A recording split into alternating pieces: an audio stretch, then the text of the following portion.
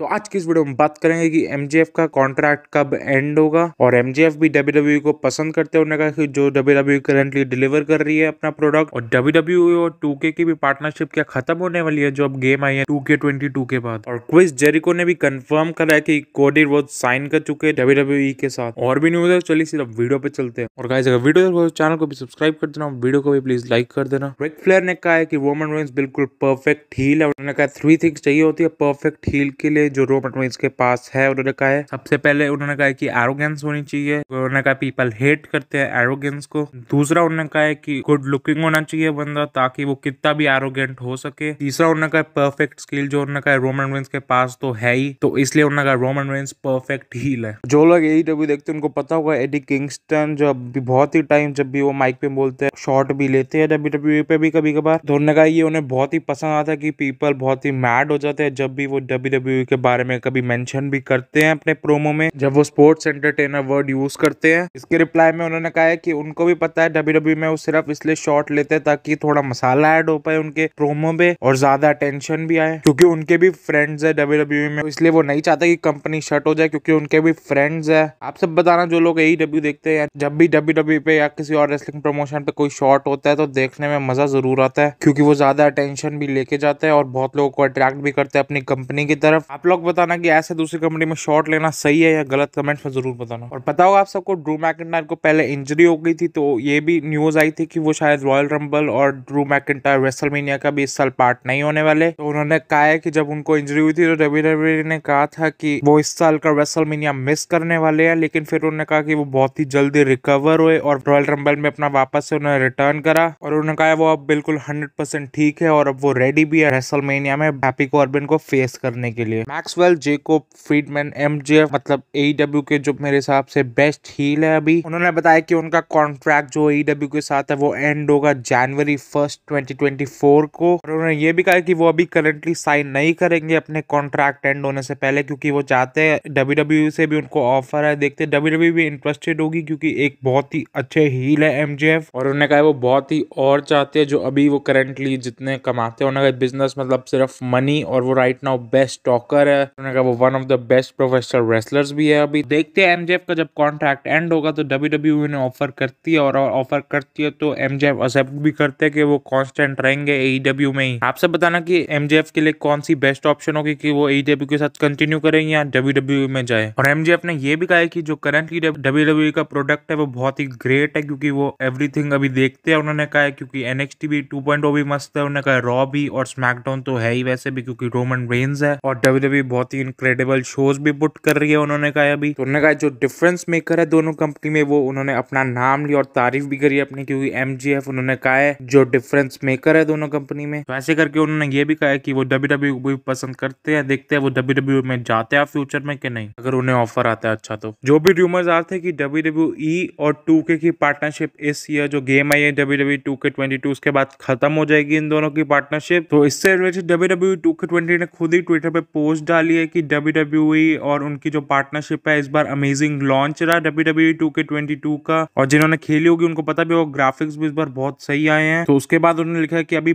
और भी बहुत साल आने वाले हैं सक्सेस के लिए, तो इसका मतलब WWE और 2K की पार्टनरशिप कंटिन्यू चलेगी ओवर द इयर्स, और देखते हैं कब तक चलती है और WWE कब तक अपनी 2K गेम हर साल लॉन्च करती रहती है। आप सब बताना कि आप सब लोग खेलते हो WWE 2K22 या पहले खेलिए कभी WWE 2K की गेम, कमेंट में जरूर बताना। और क्रिस जेरिको ने भी टॉक इज जेरिको पे कहा है, वो बात कर रहे थे कि जिन्होंने भी अभी तक नेम अपने वही कंटिन्यू करे जब वो अदर रेसलिंग प्रमोशन पे भी गए हैं, जैसे क्रिस जेरिको का WWE में भी वही नाम था और AEW में भी उन्होंने ऐसा डैन ह्यूसन जो अभी रिसेंटली AEW में डेब्यू भी करा था थोड़े टाइम पहले, उन्होंने भी उनके नाम पे भी कहा। और फिर उन्होंने कोडी रोड्स का भी नाम लिया कि जैसे उनका नाम WWE में भी कोडी रोड्स था और उनका नाम AEW में भी, लेकिन फिर उन्होंने ये भी कहा है कि WWE ने वापस से कोडी रोड्स को ले लिया अपनी कंपनी में। ये भी एक तरह से कंफर्मेशन हो सकती है कि कोडी रोड्स आने वाले रेसलमेनिया में, क्योंकि उससे पहले तो मेरे हिसाब से वो रिटर्न नहीं करने वाले, अगर करना होता वो कर लेते जब सेथ रॉलिंस अपनी रेसलमेनिया के राइवलरी ढूंढ रहे थे रॉ पे। तो देखते हैं Cody Rhodes versus Seth freaking Rollins होता है इस बार रेसलमेनिया में, स्पेकुलेशन में तो है ये मैच होगा, देखते होता है कि नहीं।